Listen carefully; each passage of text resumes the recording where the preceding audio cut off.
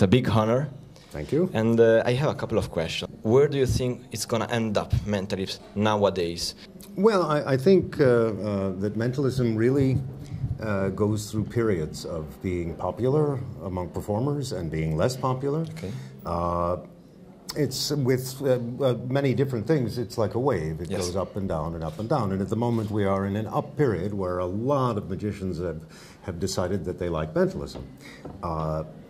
Most of the people who try to do mentalism don't do it very well.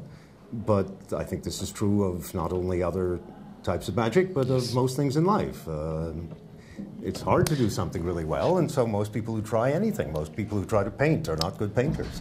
But why do you think that mentalism is attracting people so much, especially young people? Well, I think there are several reasons. One reason is that there have been some successful performers on television and through the internet who have done mentalism, or at least partly mentalism, who are young and dynamic. I mean, the obvious example there is David Blaine, who Yes. got a very strong reaction around the world, and he is not doing completely mentalism, but some of his strongest pieces are very much mentalism. And then, of course, Darren Brown in England also had a wonderfully strong impact. So when people began to see these successes, I think a lot of younger magicians said, oh, I want to be like that guy. Yes. And their magic is very strong, very powerful. Yes. And even, I mean, here at this convention we have Juan Tamariz, who is one of the great magicians, but also some of his strongest material is a form of mentalism. So I just think that it's sort of in the culture of magic right now. But this leads me to a new question. Okay. What do you think is the connection between magic and mentalism? I mean, do you think in a show, is it possible to successfully mix both things? Well, I know it's possible because I've seen it done. Yeah. I don't think it's easy What do you do? to mix them. I mean, how do you sell yourself to the people? What do you think people think of yourself after the show? Because we've seen you use a lot of cards, and many mentalism avoid cards, but you do it perfectly, and you present it like it was mental. I think don't you you're lose the asking, confidence of the people? Is it a potential problem because people might think, just because I'm using playing cards, therefore I must be doing magic tricks? Maybe. And my answer, and this is only my answer, yes, it's of not course, a everybody. general answer, yes. but my answer is I don't care. I don't care what people think is the technique that they don't see. Yes. Because it could be many different things. And all I care about is that they give me enough respect to understand that whatever it is I'm doing, and they don't know. I mean, you saw me perform last night. Yes, wonderful. But do you understand what I did? Some? Maybe some, not you everything. Don't of course, you not don't. Of everything. course you don't. I have doubts. Sometimes something I think And here you are, an intelligent person who studies mentalism, and yet you aren't sure what I'm doing. So I don't care what you think or what the public thinks, what the lay people think. As long as they will give me the respect to say, whatever he is doing, it's really difficult. It's not something that anyone can just say, I'm going to do it next week, and that I do it well. And if they will give me this respect, then I don't care what they say. Of course. Which type of artist do you think get the bigger response?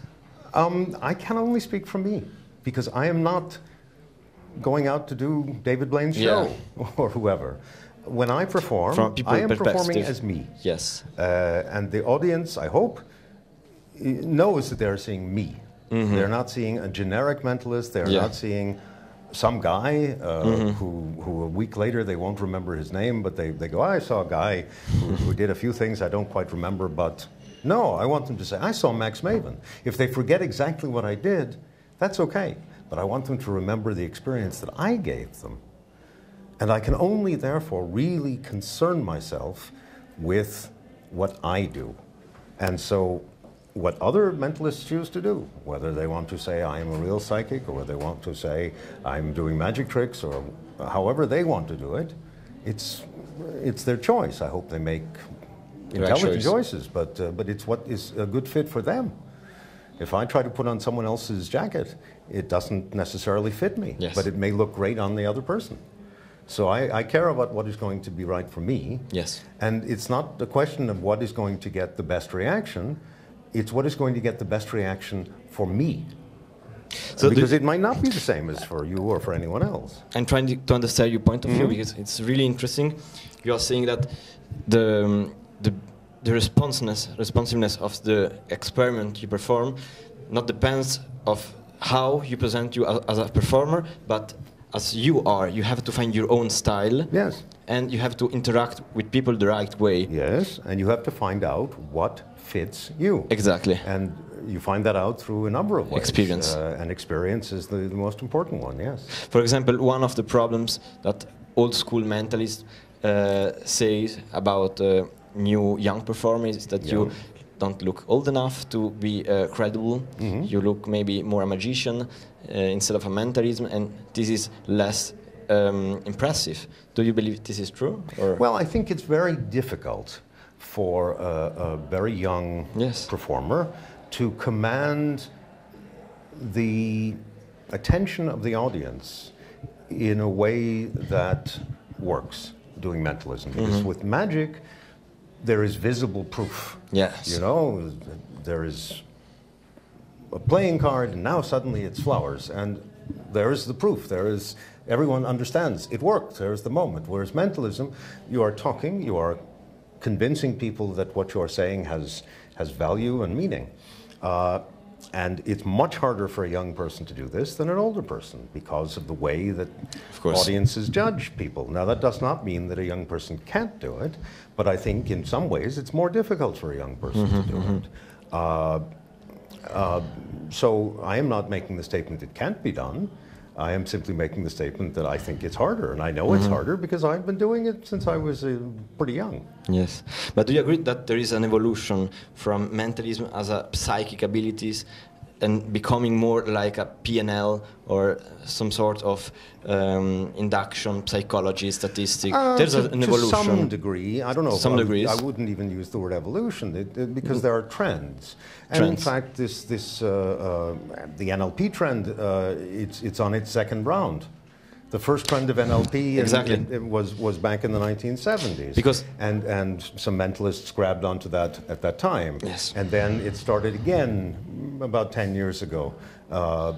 So you know, these are trends, and trends catch on. But you have just because there's a trend now doesn't mean we know what the trend will be in 5 years or in 10 years.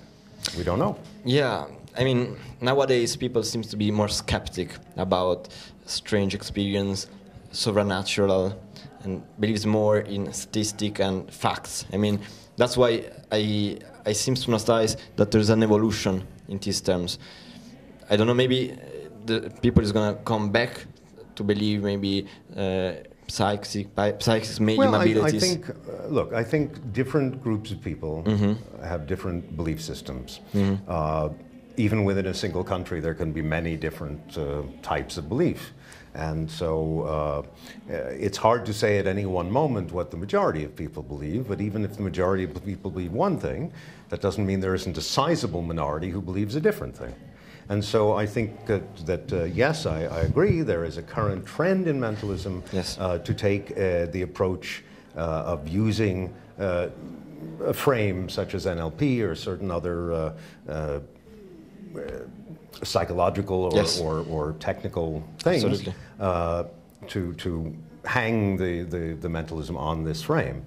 But there are other frames, there always have been and always will be, and I don't think any of these frames is permanent. Yes, this is the best answers I've heard in a long time. But I'm gonna ask you the last question. Would you suggest a new boy to discover his personality and the way to sell himself to people? Well, first of all, I must say it's a very difficult thing to do. It's very difficult, and many people never are able to do it. So I'm not sure that I can say, you know, a quick secret to do it. You said, how do you do it without experience, is sort of what you asked.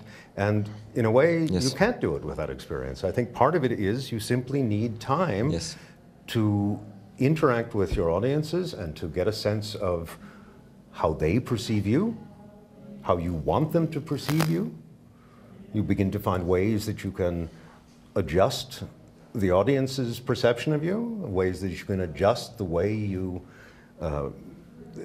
that you present yourself, and to figure out what it is you want to present for yourself. And these are not easy questions. Are you still changing? Of course. Of course. If I stop growing, I might as well be dead. So hopefully I keep learning, I keep growing and changing, and hopefully always moving in a better direction. In a new direction. To a better level. Yes. Max, thank you very much. It was a pleasure to speak with you. Sure. I'm sorry about my not perfect English. It's actually quite good. No, thank you. And have a nice day. Bye-bye. Bye-bye.